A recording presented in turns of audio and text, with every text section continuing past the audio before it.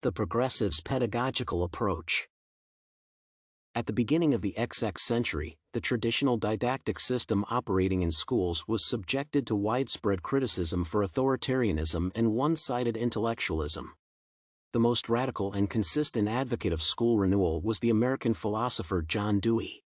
He proposed a reform of the school system, the main didactic goal of which should not be the transfer of knowledge but the teaching of doing. To do this, Dewey developed the theory of education, according to which knowledge is not the main product of the activity but a side effect of it. In contrast to the traditional education system, Dewey's concept grew with his supporters, becoming known as progressive. The progressives' pedagogical approach is based on Russoism, equipped with the ideas of pragmatist philosophy. Progressivism is ideal for promoting critical thinking in students. First of all, this is due to the strategy of building relationships between teachers and students. According to Ryan, Cooper, and Bolick, the teacher should be an advisor, a guide, and a companion. He cannot be a traditional authoritarian distributor of the necessary information. Teachers have more knowledge and have gained much more experience than their students. This allows them to be advisors in situations where students face difficulties.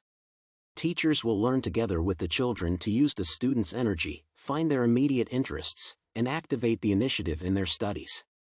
The role of the teacher should be to help children learn how they should learn. This will develop them into independent adults who can navigate well in an ever-changing environment. Using the philosophy of progressivism in education will also encourage students to participate more actively in decision-making.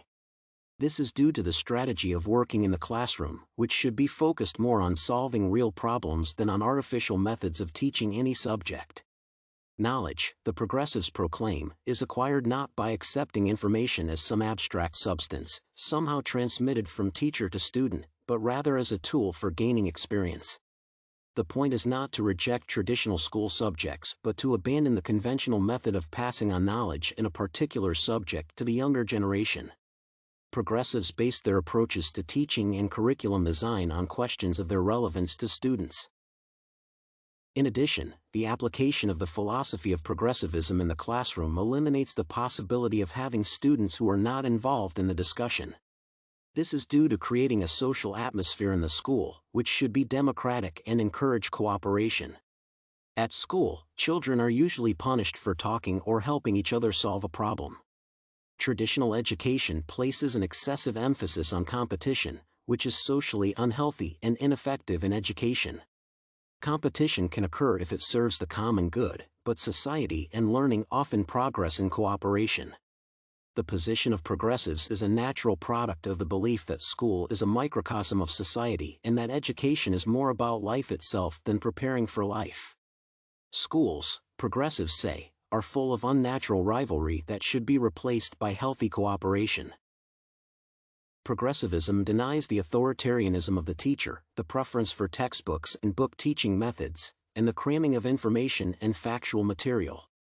The philosophy of progressivism is expressed in the democratic desire to help the children of each person to participate in the creation of culture.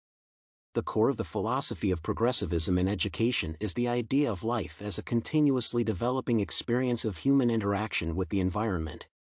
A person adapts to the environment, simultaneously influencing it and experiencing its influence.